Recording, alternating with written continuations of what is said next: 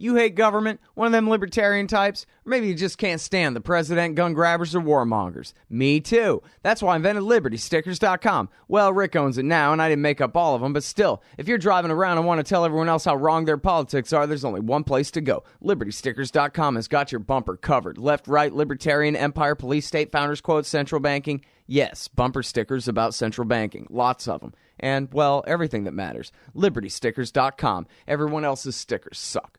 Okay, you guys, Scott Horton's show. Check out the full archives at scotthorton.org. Right about 4,500 interviews now, going back to 2003 for you there, scotthorton.org. And, of course, libertarianinstitute.org/Scott Horton Show. You can follow me on Twitter at Scott Horton Show. All right. Many of you may know that there's a documentary called National Bird about the American drone wars. And the good news is that it ran on PBS Independent Lens, on your local PBS affiliate, I guess. And it's also online, at least for a limited time, at their website. And I watched it the other night, and man, it is something else. You really got to see it. You just go pbs.org/independent lens. And it's right there, National Bird. And on the line, I have the director, Sonia Kennebeck. Welcome to the show. How are you? Thank you. Thanks for having me, Scott. I really appreciate your work and you joining us on the show today. Really appreciate it. What a great piece of work that you've done here. And it's interesting. It's not about bombing Pakistan here and Yemen here and Somalia here and the different, the foreign policy of it. It's about really, more than anything, the American drone pilots and video intelligence specialists and these kinds of things, and telling the story of their war waged from trailers here in the United States against people, I guess primarily in Afghanistan and in Pakistan, right? Yeah, and what I really wanted to do with the film is to show that there are people behind the drones. Because what I had been reading when I started my research was, everyone was talking about the technology and these unmanned aircraft, but these are not autonomous weapons. There are people behind the drones who are operating them, and then there are also people in the target countries, and so this film is really about sort of the humanity behind this technology. Yeah, no, that's a really good point, because on one hand we all know that, right, that there are people driving these things, but mostly I guess we just think in the pictures, and the pictures are of these robots flying in the sky. You don't really think too much about them. In fact, I think some of the biggest press that the drone pilots got was a few stories that came out, I don't know, maybe a couple of years ago, about how some of these pilots have PTSD. And basically, I think the media take on it was how ridiculous. They're sitting in trailers in Nevada or New York State somewhere, and they're claiming they have PTSD like a combat soldier does. And it was kind of just blown off. It was seen as something sort of silly. And but that's something that actually features very prominently in your movie, and yet they do kind of have a point, right? That these are not combat veterans. They are sitting half a world away from the people they're killing. So what's so traumatic about that? Yeah, well, I would never, directly compare the work of someone who, flies a drone as to someone who's, in a combat zone. These are very different experiences. But the work does impact the people, as I found out during my research, and I think it's easier to understand when you understand how the job works and these these positions work. So I have this young woman in my film. Her name is Heather, and she enlisted, when she was 18, and then she got her, basic training, and then she learned her job, which was to be an imagery analyst in the drone program. And what she was doing then was she had to analyze the live video feed coming from the drones, and basically make the call, this person who I'm seeing here is carrying a shovel or a weapon. This person is a civilian or a terrorist. And she was 20 when she flew her first mission. And, most of the people who are working in these analyst positions are 18 to 25. So, just, imagine what it takes to make such a far-reaching decision that eventually could lead to the killing of even a group of people, and then judging that based on sometimes very kind of unclear video, and yeah, not really even hearing after the attack kind of who did you kill, and how many people did you kill. So there's a lot of kind of doubt in their minds. Mm-hmm. Well, yeah, just to pick up on one small point there, the video quality really isn't nearly as good as people might assume, right? Even have one of the victims, one of the survivors, victims and survivors, saying, I don't understand. You can tell the difference. I forget what he says, between a needle, whatever, the proverbial. And that. Yeah. You can read a license plate or track a golf ball or whatever, this kind of thing. But for some reason, you can't tell that that's my daughter there that you're killing and not some tribal fighter. Yeah, it's when we watch these Hollywood movies, you often see drones being used or other aircraft, and you see this crystal clear HD video where you can see everything, and it just it's in full color, and you can read license plates and all of that. And so what I found out is that the quality in reality is not as good, which has a number of reasons. It's the number of drones that are in the air at the same time, and all you have to imagine all of that data has to be transferred halfway across the world. And it's a live feed with maybe a couple seconds delay, but these are enormous amounts of data. Am I right that they're basically looking at forward-looking infrared, that FLIR, so they're looking at black blobs that represent the heat of the bodies rather than any real attempt to be high definition in terms of just visual color radio spectrum? Well, some of these strikes and the surveillance takes place at night, so they have to use heat signatures or, to look into, cars and so on. So, yes, that's sometimes, and we're showing some of the video in our documentary. Mm-hmm. You see, kind of black blobs, and then people like Heather have to make a judgment. Is this person a man or a woman or a child, or what age is that child?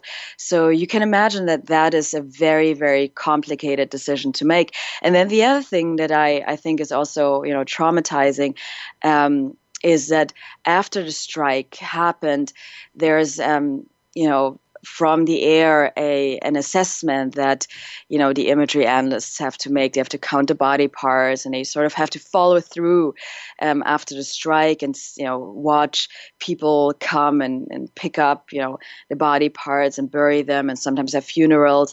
So all of that has an impact on the people operating the drones, especially when like Heather, when the other people in my film really understand the other side and understand there are human beings on the other side. Mm-hmm. Well, I think anybody who spent the 1990s watching Weekday Wings on the Discovery Channel and this and that, we all know that a real pilot, no offense to these drone pilots, but a real pilot in a F-15 or a F-16, he drops his bomb or shoots his missile, and then it's called fire and forget. They find out whether they hit their target when they get back to base. They do not sit there hovering around and looking down and watching people collect the body parts and do all this, and even watch the people literally bleeding out and dying and screaming and flailing around as they die and this kind of thing, as the drone pilots do. So they're, I guess, in a sense, taking a risk. They could run out of gas over Afghanistan or something. Not that anybody's shooting at them, but they don't have to witness it the way this young lady has to sit there and watch for hours and hours the aftermath of her massacres. And then, what you have to think about as well is that they are in complete safety while doing that. And one of my other subjects in my film, her name is Lisa. She actually served in the U.S. military for over 20 years. And she had been deployed to combat zones. And then her last deployment was in the drone program, and she was based in California. And she says she found it worse. Her worst deployment was within the drone program, because she said when she was in a combat zone, at least she could say, and for herself, that I'm defending, myself, I'm defending the people left and right of me. But in the drone program, you can't say that, and you're not defending your own life. So there's something really strange with this new type of warfare, where you're so detached and you can still kill so many people on the other side. And then, one thing that was very important to me, to also show in my documentary is, what happens on the ground in a place targeted by drones, because it's not just the strikes itself that impacts and traumatizes the people, but it's also just the knowledge that they are being watched all the time and could be targeted at any moment. Yeah. Well, now I want to ask you all about the receiving end here in a minute. But before that, I wanted to, there's so many different things. But first of all, I wanted to touch on just how naive this young lady, Heather, was, and how, I should drop just there. She is basically, I think you said, a 19, 20-year-old girl, and her understanding of what was going on here with joining the armed services and fighting for your country and whatever was exactly what everybody thinks, other than people who just happen to have a really smart uncle who clued them in on a lot of stuff before or whatever. But this is the default position of all 20-year-olds or 19-year-olds who are approached by a recruiter or all this, is that, of course, this is all legitimate. This is all red, white, and blue. It's all green camouflage. It's not a crime. This recruiter is saying, I'm going to hire you to kill these people. But it's not only is it not a crime, you're a hero. You're an idol. You're the best and brightest, and we all have to stop and clap for you at the airport and all of these things. It's this celebrated thing. There's so much, civic religion and everything built around being in the service. But then the point is the contrast is when she gets there and actually turns up for work. She basically has like a fluorescent light cubicle office job, just like every other schmuck in America, only she's pulling the trigger on people, killing women and children. And as you're saying, I think this is kind of what you're getting at.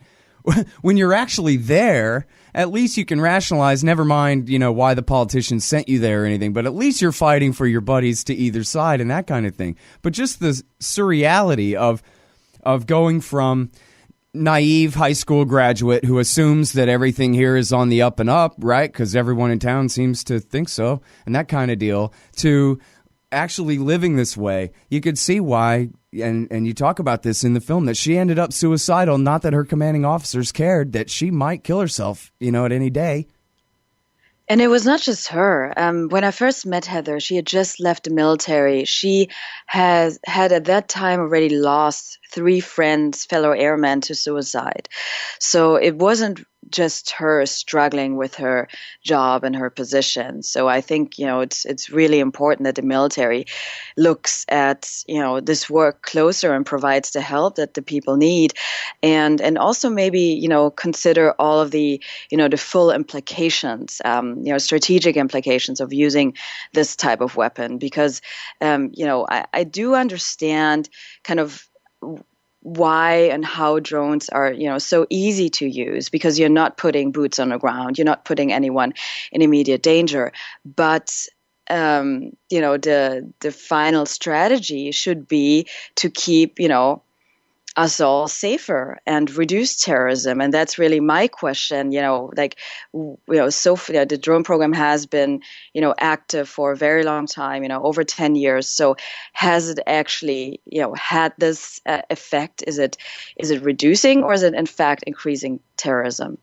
Hey, Al Sky here for Rye Guys t-shirts. Rye Guys, that's WRY guys.com. Great, irreverent, thought-provoking t-shirts upholding a pro-freedom perspective. Inspired by such classic humorists as Mark Twain, H.L. Mencken, and Oscar Wilde, they invoke the wit and wisdom of the past to satirize modern myths.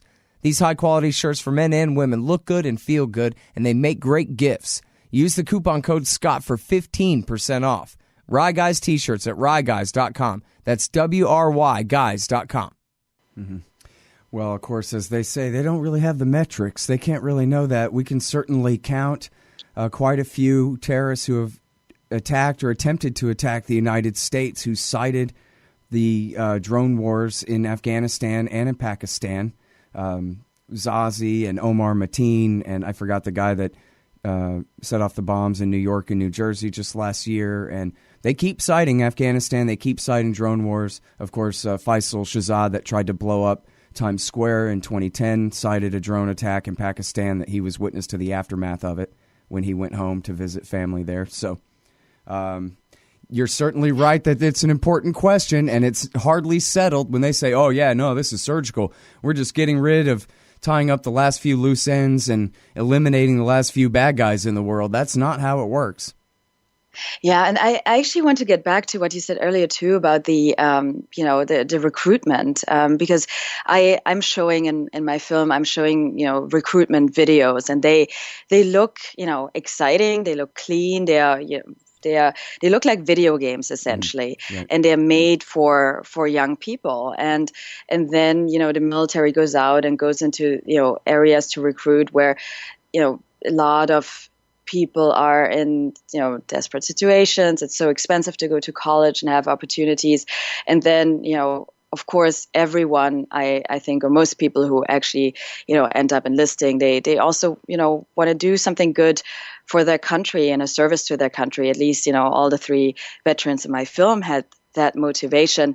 But then when they were in the program and they had access to all this classified information, something in them changed. Something changed so much that they decided to participate in this film and speak out and show their faces and be critical and become whistleblowers, which is not an easy decision, but they did it to inform the public, and for the public interest. Mm-hmm. Yeah, and I want to talk about Daniel here in a second. It seems like he's the one who's actually taken a real legal risk here. I'm not exactly clear on why, but first I wanted to mention about the recruitment ads that you show. I thought that it was really important. Not only are they like a video game, but what they portray is some Marines or some Army soldiers on the ground in Afghanistan, and a drone pilot basically as their guardian flying overhead and saying, wait, guys, don't go around that corner. There's some bad guys over there. Let me target them and get rid of them for you. Okay, now go ahead and proceed. This kind of thing. As ultimate air cover protectors, basically, like a sniper protecting men down in the field. And yet, from everything I can tell in the video, nothing like that is happening. All the drone, they don't seem to describe anything like that. They seem to be talking about assassination missions where they're hunting down people who aren't holding a gun at all necessarily. They're going about their day, and then they take, advantage of the opportunity to go ahead and kill them. They might not even know who it is. It's someone who fits a signature. As we know, the signature strikes, especially in Afghanistan, very loose rules of engagement there. But did anyone ever tell you, I'm curious, Sonia, whether they said that those recruitment ads ever came true, that they were really actually flying as air cover and air support, protecting infantry on the ground? Well, I have spoken to former Marines, and when they first had, when they were on ground and they had drones, early on, who would protect them. It's called Overwatch, do Overwatch for ground troops. It was something very helpful. And that, I think, it does make sense to have, these extra eyes in the sky when you have boots on the ground. But what Lisa, who is one of the subjects in my film, was saying is that even during her time in the drone program, the mission really changed. That whereas at the beginning they were doing more of the overwatch, they actually moved to fly drones in a lot of areas where ground troops couldn't get to because it was too dangerous, in like Waziristan, and then of course all these CIA drone missions and in countries that it's not really talked about, where there's no real war or conflict, at least none that the U.S. is openly involved in, and that's what the veterans in my film are really, really criticizing, these missions where high value target missions, for example, where you go after one single target, but if this person is surrounded by a group of people. And the military, the CIA decides, this is the person we want at this time. all the other people are, just considered collateral damage or guilty by association. Mm-hmm.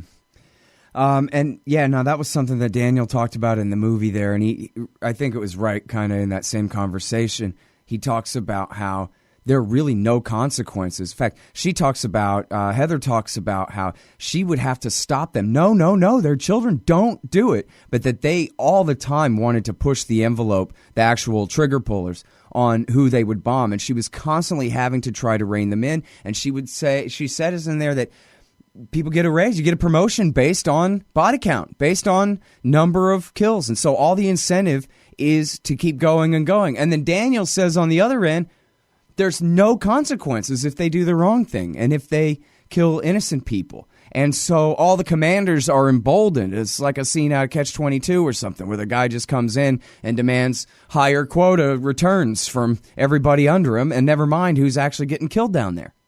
And never mind, as you said, whether it's productive or counterproductive to the overall mission even. Well, yeah, that's, these drones are easy to use. But what I really found out during my research is that while, politicians and military officials have been, telling the public for a long time, oh, these are surgical, precise weapons, and, make it seem as if only terrorists are being killed, and almost, I think the words, the way, this weapon has been described, and I see it when, we have audiences in our screenings, people actually think it is almost like a sniper, one person is being killed, and then they are shocked when they see, in my film, I'm looking at, one airstrike gone wrong, and during this airstrike, 23 civilians were killed, including children, and they didn't even have a knife. They had no weapons. They were all civilians, women, children, men, older people, just travelers. And so that's, what I really want to show in my film. Mm-hmm. It's just not as clean and precise as the politicians want us to believe. Yeah, whoever coined that phrase, surgical strike. I mean, you know what? Compared to Bush sending in the 3rd Infantry Division, everything looks like the Quakers, right? I mean, Bill Maher and Jeremy Scahill got into it on the HBO show one night there, where Scahill is going, look, they're killing innocent people with these things. And he, of course, knows exactly what he's talking about on this stuff. And Bill Maher is saying, yeah, but compare that to marching the 3rd Infantry Division into Iraq. So basically for the rest of the 21st century, as long as it's not marching the 3rd Infantry Division into Iraq, it's acceptable. It is surgical. It's absolutely surgical compared to that. What do you prefer? Hiroshima? And so there you go. That's all you need to know. Shrug. Yeah, that's an argument I've heard too. Occasionally at a screening coming up, and it's this whole like, oh, what's the lesser evil, and to that I can only say again, I think we should consider the overall strategy, and because the implications of using drones really go beyond all the civilians who are killed. It also, just imagine the impact of knowing that you are under constant surveillance. You could be killed at any moment. And people in these countries, I went to Afghanistan and I spoke to people there. They are aware, they are very, very knowledgeable about drones, and we are hearing more and more reports about, children being afraid to go outside because they're afraid of the sky, so they don't want to play outside. A boy who actually was in this strike that I'm talking to the victims and survivors in the film. Mm-hmm. There's a mother I'm talking to, and one of her sons, he's a teenager now. He was in a strike. He's physically unharmed, but he's so scared. He has panic attacks and anxiety disorder, and he can't go outside anymore. How is this young boy, teenager, going to live his life and get a job and all of that? So it does have an impact that goes beyond just the individual strikes. Mm-hmm. Yeah, I've one time interviewed a guy who was, I believe, a Pakistani survivor. His family had been killed. He had written that thing. I'm sure you're familiar with that thing in The Guardian, what it's like to be on the kill list, and talked about that. And there's a great study also, everybody, called Living Under Drones, about Yes. life in Pakistan. In fact, there's a great piece in the Washington Post about the living under drones in the Gaza Strip. And the first half of the article is, of course, about poor little Israel, can't help it. But the second half of the article is just incredible about what it's like to be a little girl or be a little boy living in the Gaza Strip with the constant buzz of assassination drones overhead. It's unimaginable, the terror, really. Americans don't live like that. Americans have no idea of that kind of situation. And this has been going on for years and years and years on end. Donald Trump actually just launched a new drone strike into Pakistan a couple of weeks ago. They had been laying off Pakistan for a little while. It looks like now they're back targeting the Haqqani network there. And you know what? I'm sorry I'm doing so much talking during your interview here, but I want to bring this up. It's such an important point, and you address it so well in your movie. Someone on Twitter recently, forget the exact context, but they brought to me a quote from a friend of theirs who was an Afghan war vet. And the quote was something along the lines of, yeah, you don't understand. Life is cheap over there. You know, more or less, these guys are more than happy to have their daughter killed if they can get a $1,200 condolence payment or whatever. They're a bunch of backward savages and blah, blah, and all of this and that. And yet, keep finding quotes, and On Gopal's got great quotes of victims in his book, and there's so many great quotes here. But in this book, the guy, he's the mother talking about her dead children, and then the poor guy with the one leg, he says, "I'm so sad, my heart wants to explode." And you could just see, I could see easy this guy being my next door neighbor. You know, I mean, I don't know. I live in a very multicultural town in a very mixed neighborhood.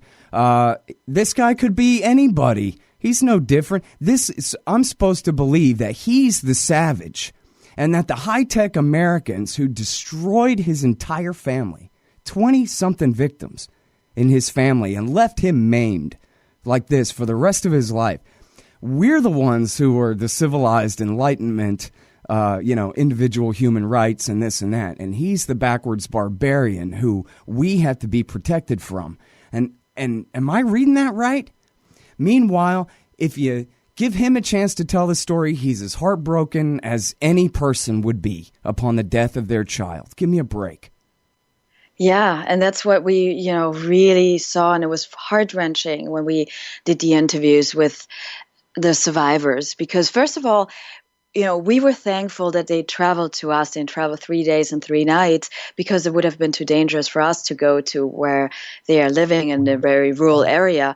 And so when we met them, the first thing that all of these family members said was, "Thank you for speaking to us and giving us the opportunity to tell our story. We want to tell the world community what has happened to us." And so I really saw, and we learned, all this, like the value of having the opportunity to share your story. And then, what we saw was it, exactly the same way as, over here, what you were just describing, so much love and care and compassion. And there was, one father who came with his little son, and the father was in the strike. He lost his leg, and his little son would not move from his side because he was very small when the attack happened. He wasn't in it, but he realized he knew something had happened to his father. So now he's always afraid that his father could go away. So, all these days that we filmed with them, the son would always hold his father's hand and be at his father's side. And then the mother, who talks about her son and her daughter who she lost, and she starts talking about her daughter and says how much she loved the daughter and how she was such a good and beautiful girl, and the son was a good boy as well. And there's so much love and sadness. But what I thought was most remarkable, and that's where we can really learn something from, our interview partners in Afghanistan, was that they were without hate, they were without anger. And throughout the entire interview, all they were saying was, this has happened to us, and it can't be changed, but please, please stop bombing innocent civilians. And that's all they said. There was not a trace of anger or hate, just this heartfelt pledge. Yeah. Well, listen, I'm sorry that we're out of time here. I want to make sure this is short enough I can run it on the KPFK show on Sunday here.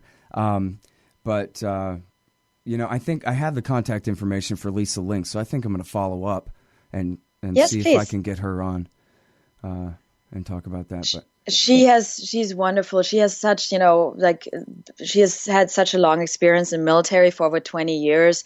And she is the one who traveled to Afghanistan, who after fighting a war over a distance in Afghanistan went there and, risked her own life to understand what's going on the ground. Mm-hmm. Yeah, definitely I'm going to do that. All right. Well, thank you so much again for coming on the show, Sonia. I really appreciate it. Thank you for having me and your great questions. Thank you. All right, you guys, that is Sonia Kennebeck, and this film is so important. You've got to look at it. You've got to help pass it around. Make it as viral as you can. It's online for a limited time at pbs.org/independent lens. It's called National Bird, and it's really something. I really hope you guys will check it out. That's the Scott Horton Show. Check out the full archives at scotthorton.org/interviews. Q&A stuff, I know I owe you guys one. Q&A stuff at scotthorton.org/show.